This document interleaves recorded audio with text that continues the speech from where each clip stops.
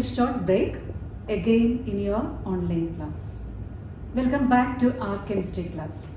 Today we are starting our new lesson, chapter 2, acids, bases and salts. Let's see the important content of this lesson. It is acids and bases, physical properties, pH scale, then importance of pH and more about salts. These are the subtopics of this lesson. You all are familiar with acids, bases and salts because you have learned these substances in your lower classes. Moreover, we come across many acidic and basic materials in our day-to-day life. Do you know which are the acidic and basic materials that we use in our life? We use different acidic materials in our kitchen. For example, vinegar, then pickles, lemon juice and orange juice, tamarind, curd and many other materials. Soaps and detergents. We are using soaps, detergents, shampoos, baking soda, etc. in our daily life. All these materials contain either acidic or basic materials. So we are studying about the important physical properties of acidic and basic materials now. Acids. Do you remember the properties of acids and bases that you learned in your 7th standard? Yes. Acids are sour in nature. Sour in nature. Curd. Curd has a sour taste. Lemon juice. It has sour taste. Vinegar has sour taste. Because all these materials contain certain acidic materials. So we can write acids are sour in nature. What about bases? Which basic materials are we using in our life? Soaps and detergents. Then shampoos, baking soda in kitchen. All they are bitter in taste. Have you ever felt the taste of soap? If accidentally soap is tasted, we can feel a bitter taste because it has a basic content. So bases are bitter in nature. Bases are bitter. They are soapy too. They have a, if we touch, they have a viscous feeling. So they are soapy in nature. We have different kinds of acids in our life. You may have heard about sulfuric acid, nitric acid, hydrochloric acid, formic acid, etc. What is the difference between this formic acid and sulfuric acid? Is sulfuric acid edible in nature? Never. It's a harmful acid. So based on origin, we have two kinds of acids. They are organic acids and inorganic acids. Based on origin, which are the different types of acids? Organic acids and inorganic acid. These inorganic acids are also known as mineral acids. Then what is organic acid? Organic acids are acids which are present in plants or animals. We know that curd contains lactic acid. Curd is a substance which is obtained from milk.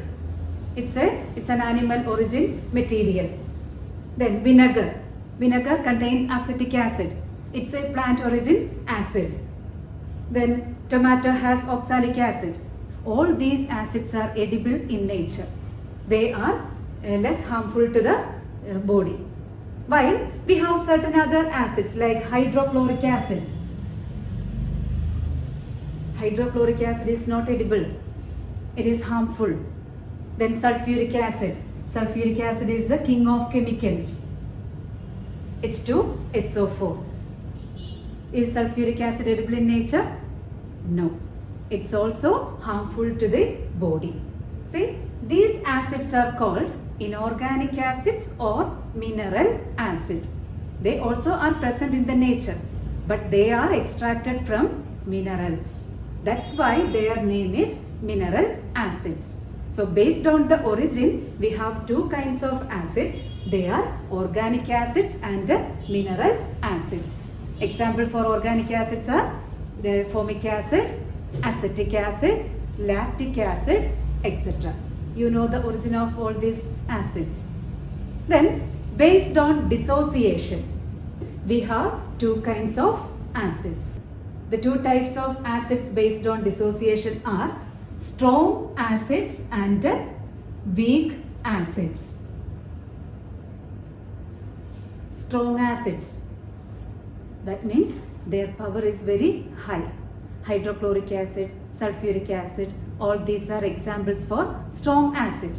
Then these acids, HCl, their special nature is if they are dissolved in water, they completely dissociate. HCl dissociate into H plus and Cl minus. If we have 10 molecules of hydrochloric acid, all the 10 molecules will be dissociated. 10 H plus ions and 10 Cl minus ions are formed. Then sulfuric acid. Sulfuric acid also can dissociate completely. H2SO4. It dissociates and form 2 H plus ions and sulfate ion.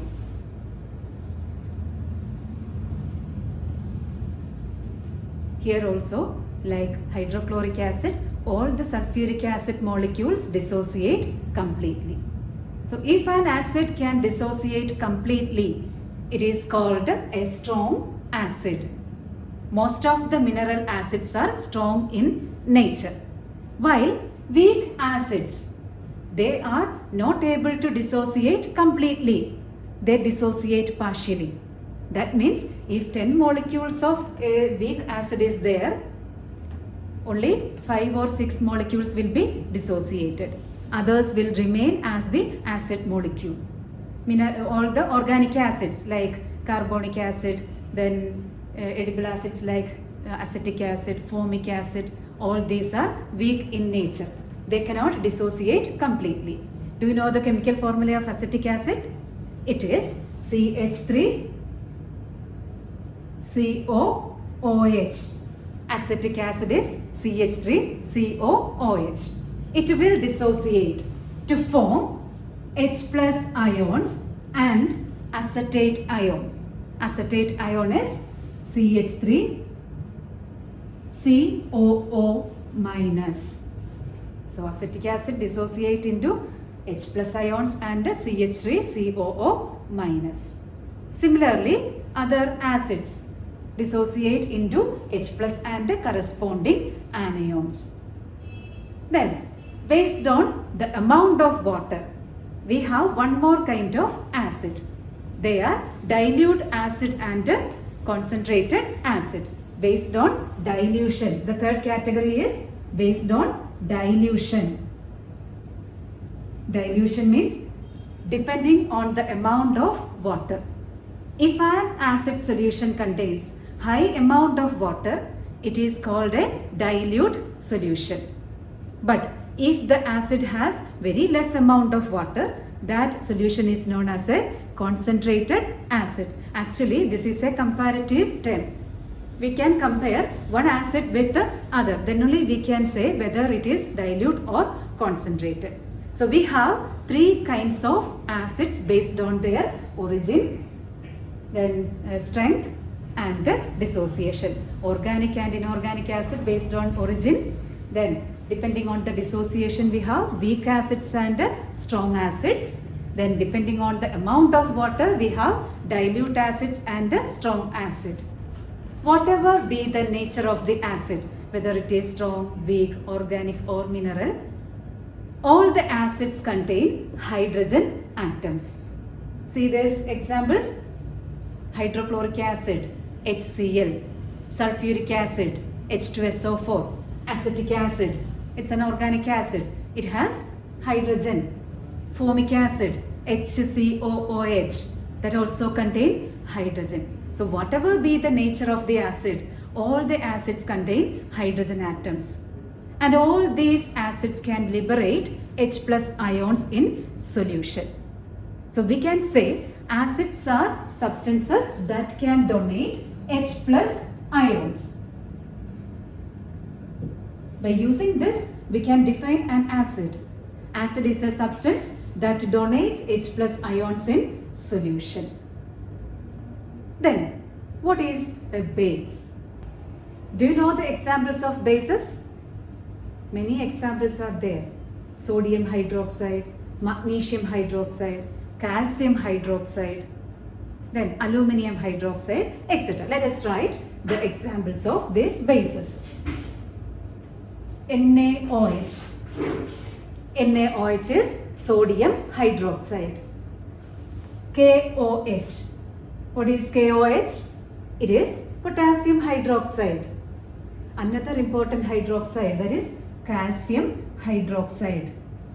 You have learned the importance of calcium hydroxide in our first lesson, Slakert line. Magnesium hydroxide, MgOH twice. See the chemical formula of all these bases. What is common in all these bases? Is it the cation part? No.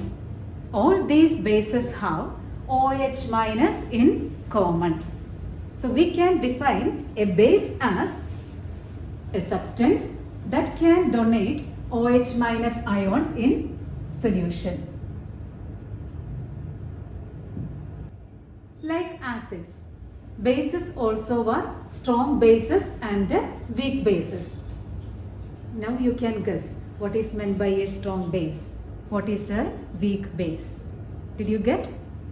Yes. Strong bases are bases that can dissociate completely, while weak bases are bases that dissociate partially. Sodium hydroxide and potassium hydroxide, they are strong bases. Sodium hydroxide dissociate in water and they form Na plus ion and OH minus ion. What happens to potassium hydroxide in solution? That also dissociate. It produces K plus and OH minus. K plus plus OH minus. What happens to calcium hydroxide and magnesium hydroxide? They also form calcium ion and magnesium ion respectively.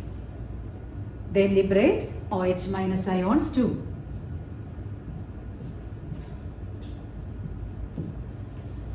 So we have different bases.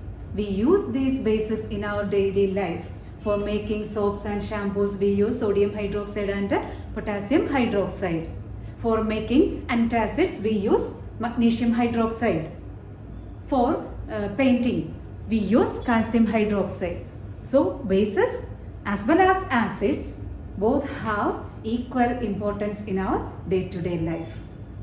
So we have a definition for acid as acids are substances that can donate H plus ions in solution, and bases are substances that can produce OH minus ions in solution.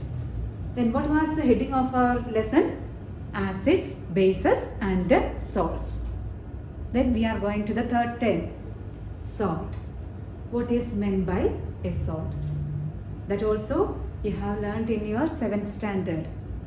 Salts are something which are formed by the reaction between acid and base. Let us consider the formation of certain salts. We can take examples, familiar examples, hydrochloric acid and sodium hydroxide.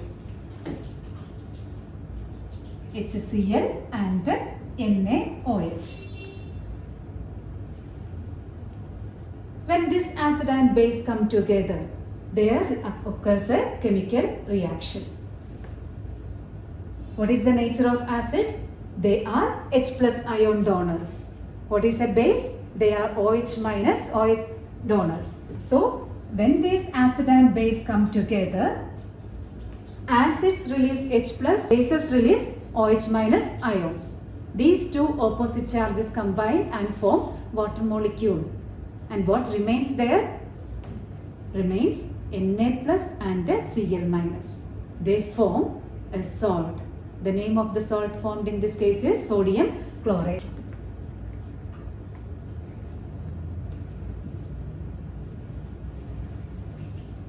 the product is sodium chloride plus water. In addition to these products, there is the evolution of heat energy. So we can write in the equation heat energy also. Consider another example. Sulfuric acid H2SO4 plus, take another base KOH. What happens? Acids release H plus ion and base release OH minus. There remains K plus and SO4 2 minus. K plus and SO4 combine to form potassium sulfate. Its formula is K2SO4 plus H2O plus what? Heat energy. See, there is a reaction between acid and base. As a result, we get salt. So we can define a salt-acid product when an acid and base react together. That particular reaction is known as neutralization reaction. So neutralization reaction is a reaction in which an acid combines with a base to form salt, water and heat energy. As heat energy is produced in this reaction, this neutralization reaction is an exothermic reaction. You have learnt about exothermic reaction in our first lesson, a reaction in which heat energy is produced. So what is neutralization? The reaction between acid and base. As a result of this reaction, heat energy also is produced, so it is called exothermic. Suppose you are going to our science laboratory. You can see different bottles with different names. Some of them are labeled as dilute acids, some are basic solutions and many other chemicals. Suppose these labels are not there on the bottles. How will you identify whether the solution is acidic or basic? Can we touch them? Can we taste it? Not possible, because some of them are strong acids and strong bases. They harm our body, so we cannot touch them, we cannot taste them. Then how can we identify whether it is acid or base? Here comes the importance of indicators. For identifying the chemical nature of different materials, we use indicator. As we use indicators in vehicles, we have indicators in science laboratory also. So these indicators can easily tell whether the given substance is acid or base. Such examples are methyl orange, phenolphthalein, turmeric powder, litmus paper, etc.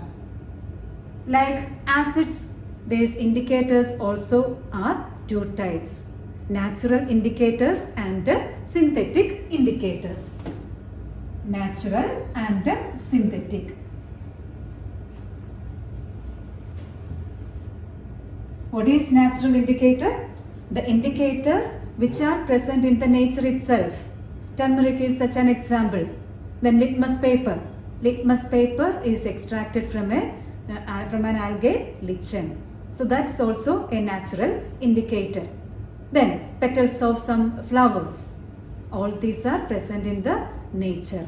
So they are examples for natural indicators. Litmus, then turmeric, etc. Then what is synthetic indicator? Synthetic indicator is an indicator which is synthesized in a laboratory. Examples are phenolphthalein, methyl orange, etc. Phenolphthalein, methyl orange.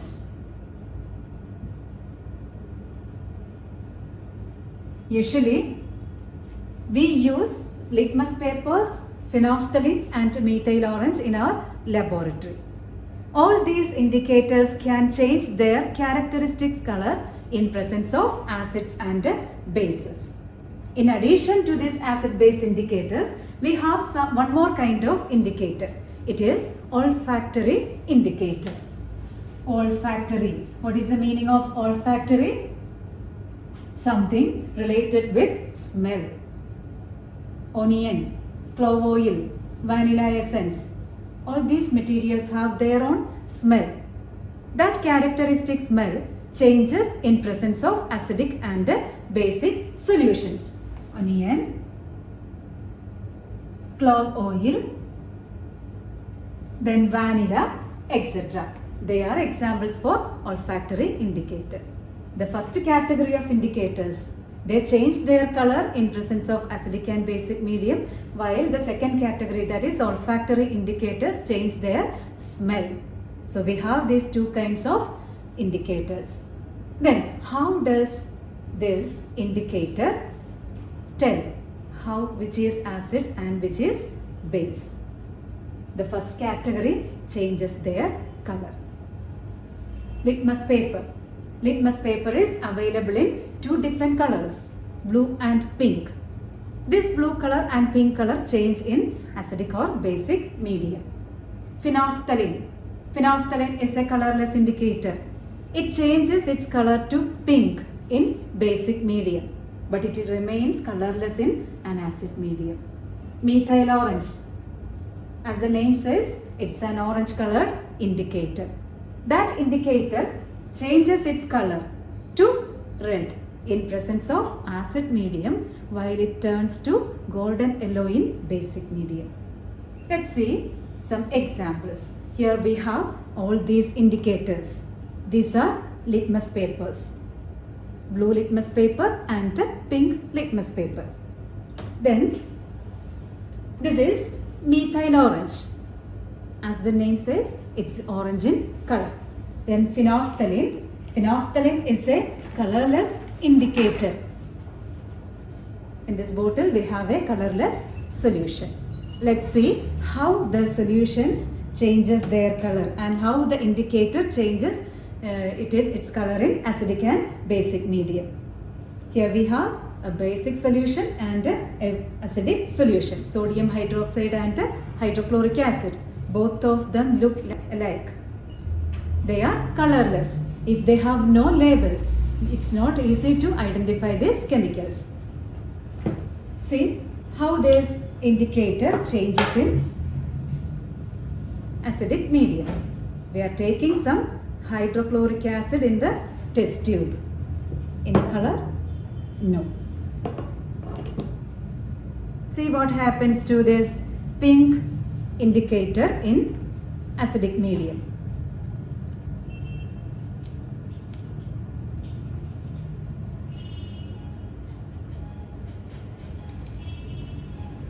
Is there any color change? No change. The paper becomes wet, but there is no color change. That means the red litmus paper has no color change in acid medium.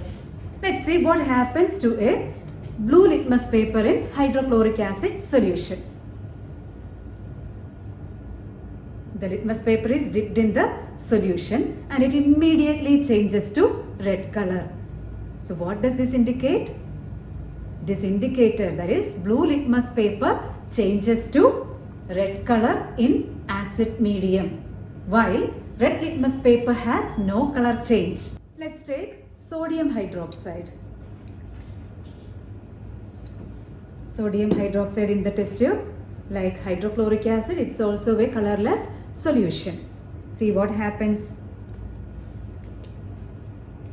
We are dipping a blue litmus paper in sodium hydroxide. Sodium hydroxide is a base. Any color change? No.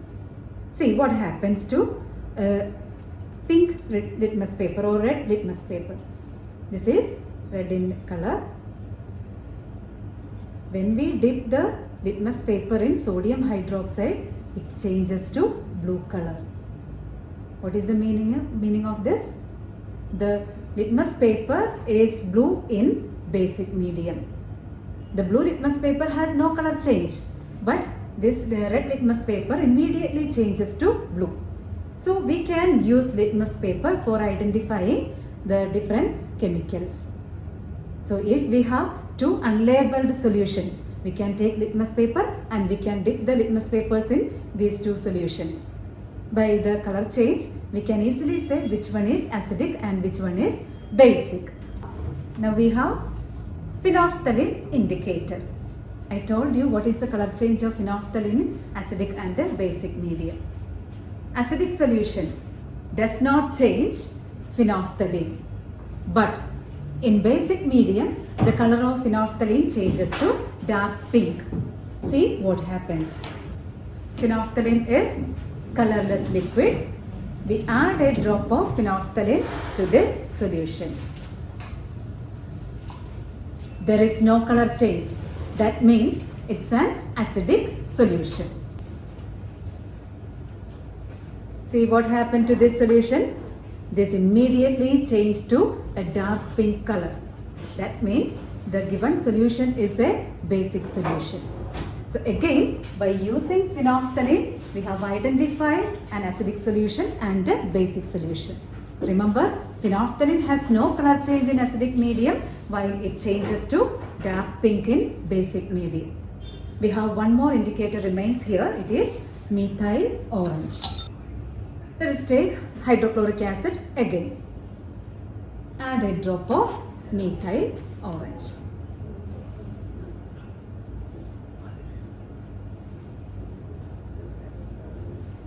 What is the color?